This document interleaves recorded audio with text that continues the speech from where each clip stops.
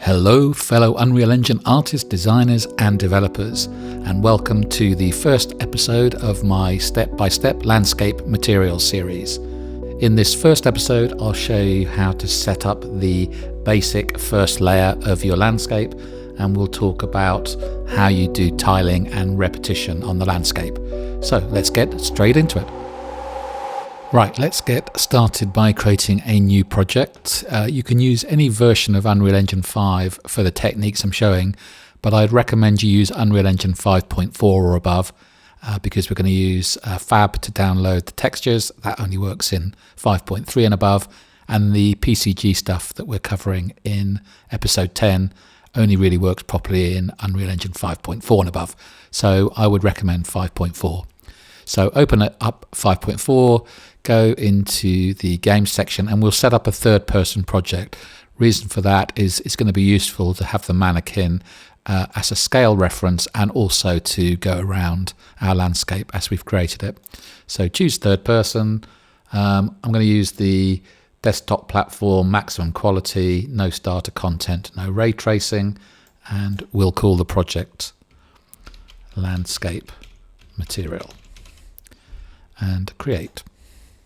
Once your project is open, you'll be in the standard third person map. So let's create a new level for our landscape. File, new level, and use the basic template. And we can now delete the floor and the player start to create a blank canvas. And if you go to the link in the description below, you'll find a link to the Glacier Valley height map. If you download that, we'll use that as the height map for the landscape.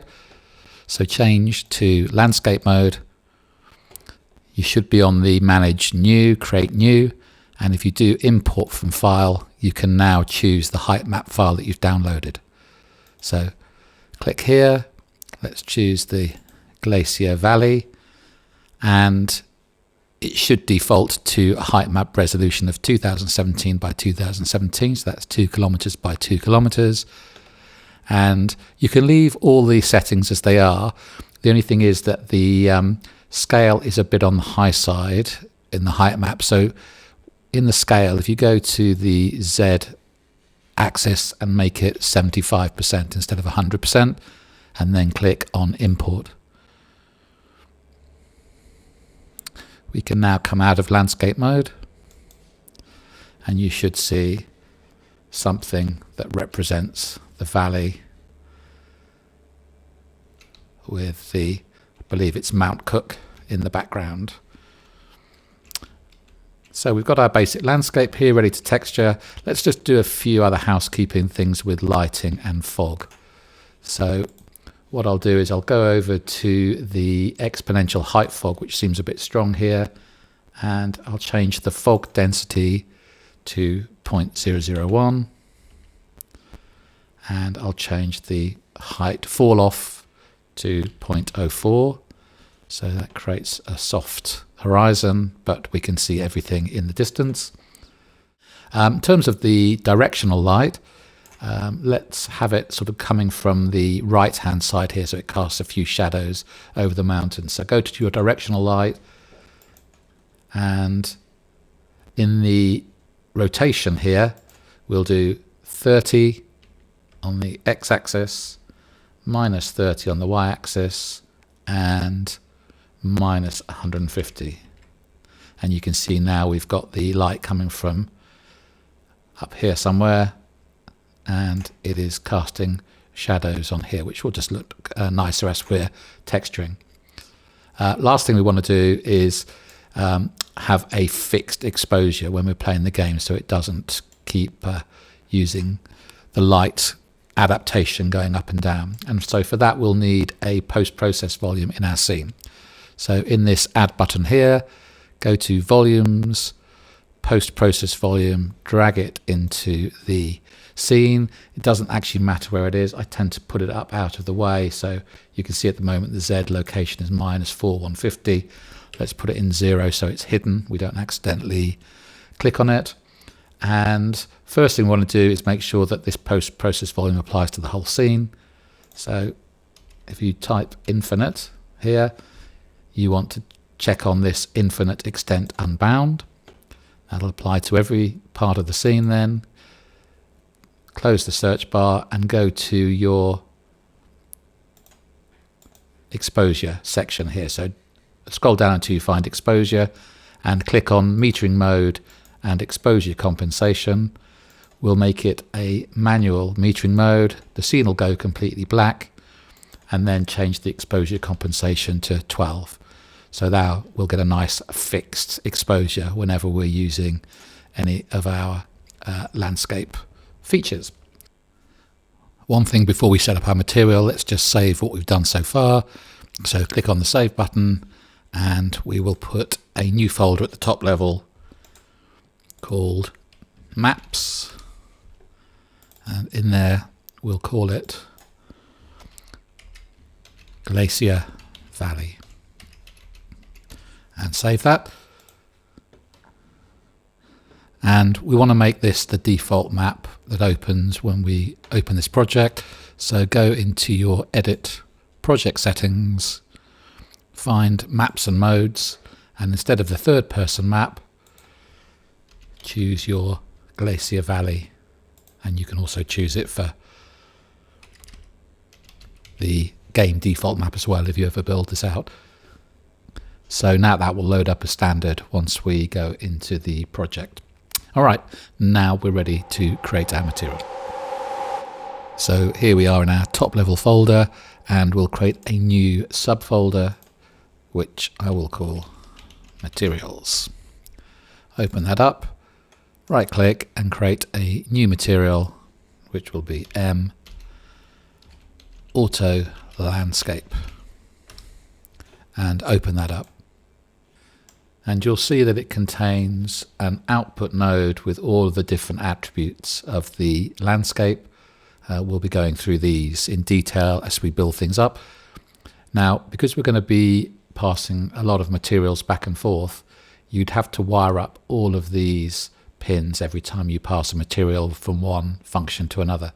So a way around that is to go over to the left hand side and click on Use Material Attributes, and this allows us to just pass materials back and forth, so it's slightly more efficient. So let's start to create the nodes for our first layer. If we right click and we do Make Material Attributes, and effectively we restore what you saw in the final output. And let's start off by adding color to our landscape. So the first attribute here is base color. So to create a color rather than a texture, you can use 3 on the keyboard and then click, and that will create a color node here. And we can attach the white pin output to the base color, and then you can double click on here and choose a color. So let's choose red color here, just for example. And now red is going into our base color, and then we need to connect our make material attributes to the final output. So let's see how that works on the landscape just as a starting point. So save it, go back to your valley, choose the landscape, go down to the landscape material and type auto and select your M Auto Landscape. And if everything's connected right, you should see a plasticky looking red landscape here. However, we don't want to use a block of color, we want to use a texture on here. So instead of using the color, we'll use a texture sampler. So go back to your landscape, delete the color, and this time we'll right click and choose texture sample. And we'll connect the RGB output to the base color. So at the moment we get an error because we haven't chosen a texture sample here. So go over to the left hand side, and in the texture here we'll choose an inbuilt one for the moment. So use the selector, and if you type white grid, you see there in the engine there's this default white grid. If you don't see this, make sure in the settings here you've got show engine content, show plugin content, because this is one of the engine materials. So choose the default white grid and you get this 2x2 square here. And while we're here, let's look at the next three attributes as well. So they govern how metallic the object is. So 0 is non-metallic, 1 is metallic. Specular is the highlights, 0 no highlights, 1 full highlights. Roughness is the ability to reflect material, reflect light rather. So 1 is fully rough, 0 is fully unrough. So let's set these, and in order to set these to a value, you use 1 on the keyboard and select a value here. So it defaults to 0. Let's connect 0 to metallic because we don't want metallic. Let's connect 0 to specular. We want the roughness to be 1. So select your node, do Control D to duplicate it, and we'll select this to a value of 1 and put that in the roughness. So we've now created a grid texture instead of a regular texture, and we've set some standard values for the metallic, specular and roughness. One other quick thing to talk about here is in your texture sample, you'll see there's this thing called sampler source, and it defaults to from texture asset. If you choose the next option down, shared wrap, it's a bit of a complicated feature, but this will allow us to have more texture samples in our material, and it's also slightly more efficient on AMD GPUs when you package up. So there's no real downside if you always set your texture samples to shared wrap. Okay, let's save that. Go back to our landscape, and now you will see a very white looking landscape. But if you get in very close, you will see that it isn't white, it's actually a grid pattern. So what you're seeing here is a grid. And now's probably a good time to talk about tiling. So why is it this size? If I go into the play the game, you can see that if our character is 2 meters high, or about 2 meters high, then each grid of 4, which is the texture, is about 1 meter wide. So why is that? It's probably a good time to talk about UV mapping. So you can see on the texture sample there's this input that says UVs. Just like our three-dimensional spaces have coordinates X, Y and Z, our two-dimensional textures have U, V and W, although the W isn't needed because there are only 2 dimensions. So our X and Y coordinates of the textures are known as U and V. And each texture is mapped from 0 to 1 in each of those directions. So if you feed in, for example, our landscape coordinates, from 0 to 1 you will get the texture. And as the landscape goes from 0 to 1 every meter, once it reaches 1 it will reset the fraction to 0 and repeat itself. So you'll get the texture every meter in both directions. If we multiplied our landscape coordinates by 2, from 0 to 1 would actually become from 0 to 2 into our UVs, and that would effectively divide our tiling in 2, as you can see in the image on screen. So if we want to make the tiling more compact, we multiply our coordinate system. If we want to make the tiling more spaced out, we divide our tiling system. So let's put that into effect. So now we know a little bit more about what UVs are, let's set up the tiling controls for this texture. So at the moment, the texture sample is defaulting to the object it's on, which is the landscape. And if we want to control the tiling, we need to be able to manipulate those landscape coordinates. So let's plug the landscape coordinates in here so that we can change them. Right click and choose landscape layer coordinates. And you can plug those in here.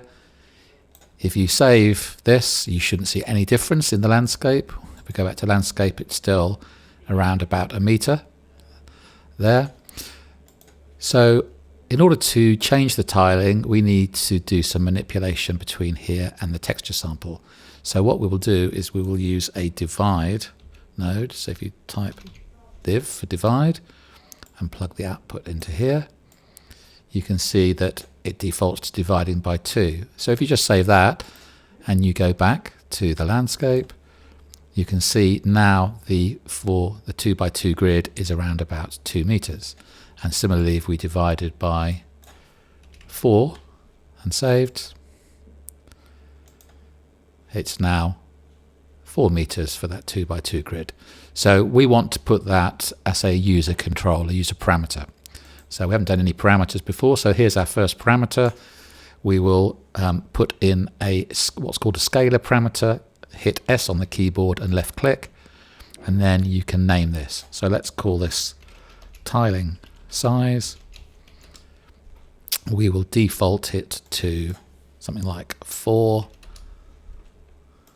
and then plug this into the divide by node. So now we have a control over the tiling size of this texture sample. So let's save that. And now's a good time to talk about material instances. So we're going to want to create different versions of this landscape with different parameters for our different terrains. So we don't want to edit this material's parameters. We want to edit a copies one or an instance of it. So if you go back into your materials folder and right click on your landscape, you can create a material instance, and let's call that mi underscore glacier valley, and do Control-Shift-S will save your project and any unsaved items. Now let's go back to the landscape and change our material. So at the moment it's the master material. Now if you search for glacier, we'll use mi glacier valley, and hopefully nothing will change here because that value is set to 4 for the tiling size. Now let's open up this Glacier Valley instance so that we can change it as we go through. So I'll go back to the content folder, open that up, and what I'll do is I'll just put it in the side so that we can see that and change things as we go along. Okay, so I've just put the material instance on the right hand side of the screen, and you'll see at the top of the material instance there is this global parameter, scalar parameter values, and in here is tiling size. So we can now change this directly. So we could go back to 1 for 1 meter tiling, 2 meter, 4 meter, 8 meter. So we now have control over the parameter of our landscape. So let's move on to the next item in the material attributes. So go back to your master material, and if we carry on going down here, the next one I want to talk about is the normal. Now at the moment we have a very flat texture here. So you can see that there is no raising or lowering of the landscape based on those textures. Although this has terrain elevation, in reality they're very large triangles that make up this texture. If I go into the wireframe mode, you can see here that it's almost the same as the texture. So there's very little fine detail in there. But what we can do is we can use something called a normal map to emulate the way light scatters around a texture. So if you go into the material attributes, you'll see down here there's something called the normal, and what we can do is we can attach something to that. So let's copy our texture sample. So Control D duplicates it. Go over to the item here, the texture item, and in the selection box here, if you type grid, you're looking for this one called grid underscore N for normal. And a normal will usually look pretty blue. What this is doing is the blue channel represents the up dimension, so that's the Z dimension in space. The red and the green represent the X and the Y axis in space. So where you see red, it's light shining to the X direction. Where you see green, it's light shining in the Y axis. So connect that to the normal, connect it to our UV divide output so that it's the same texturing as the main texture sample. Just check that it's set the sampler type to normal. It should deduce it by default, and click on Save. Now if you go back here, you should see an emulation of a divot where those grids are. And if we change the tiling size, the normal will change as well. So now it looks as though there are actually blocks in there, but it is an illusion. They're not really there. And if you're moving around in the landscape, then you'll see, especially if you go down low, that it is still flat. But if you look from a higher angle, it gives the illusion, the normal, that there is actually some three-dimensionality to that texture. So it's pretty useful for us. Okay, so let's go back to the landscape, and let's now talk about doing some basic manipulation of the color and the normal, so we've got more control over it.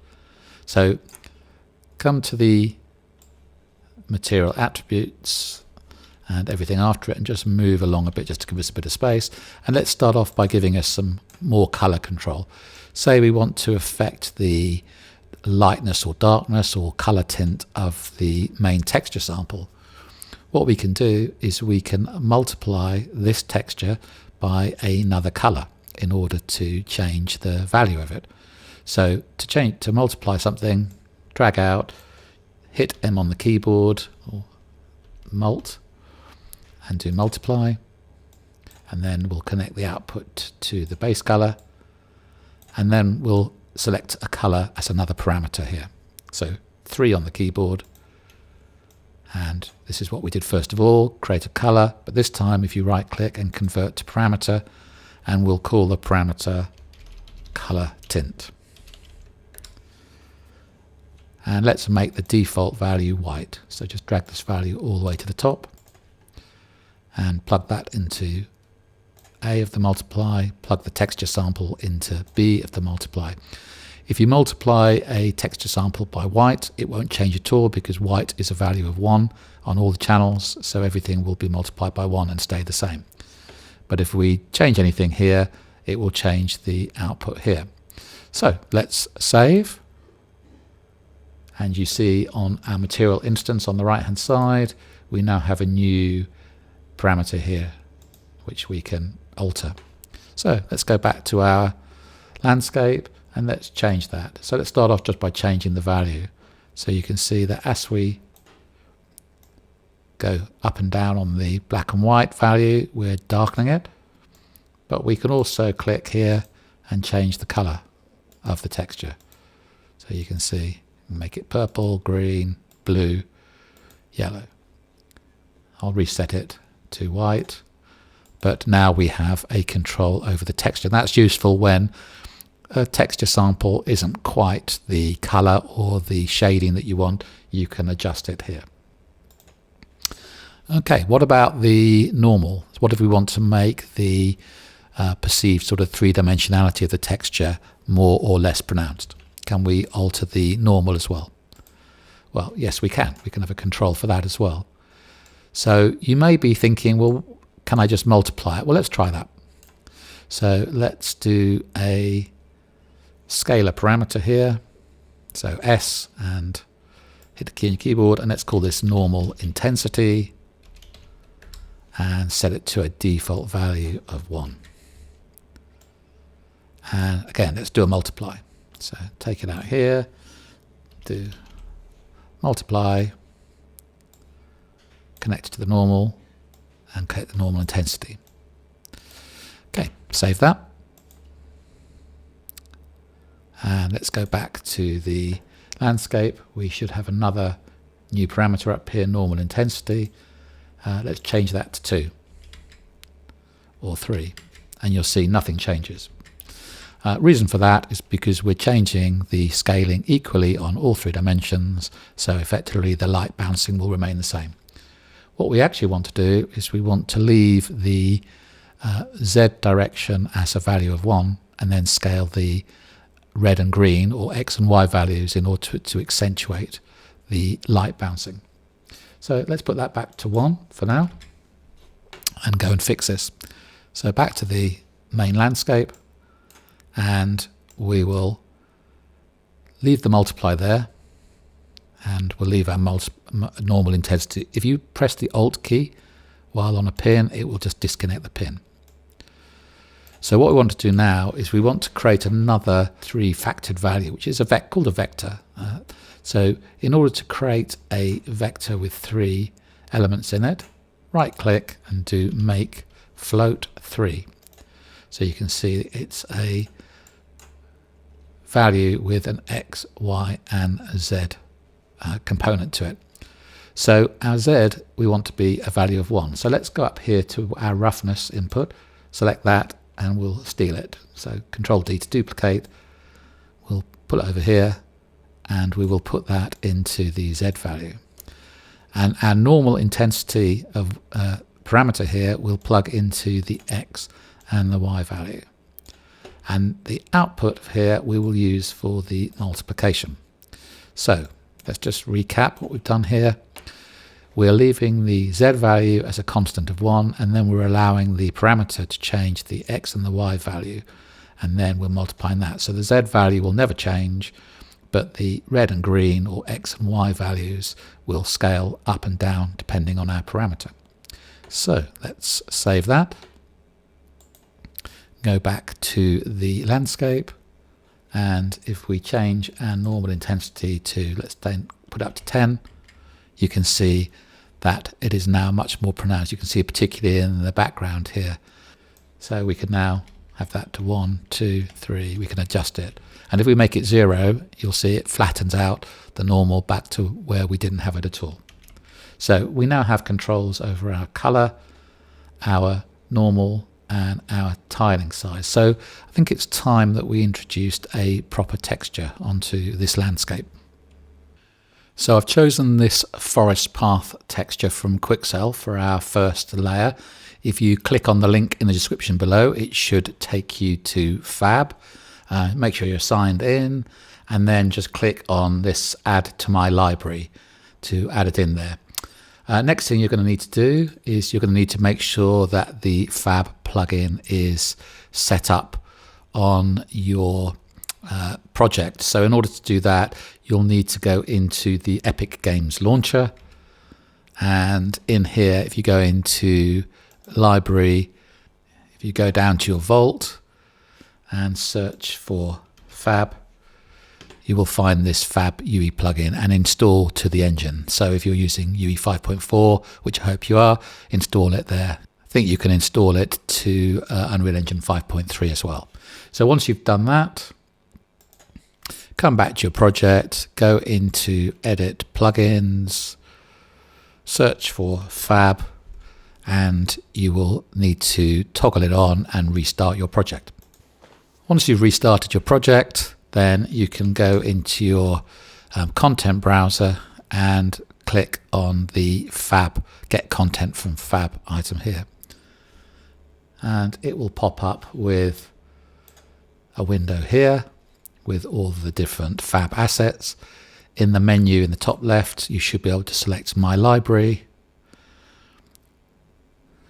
You should see your materials, and there is the forest path that we added to the library, and now you can add it to your project.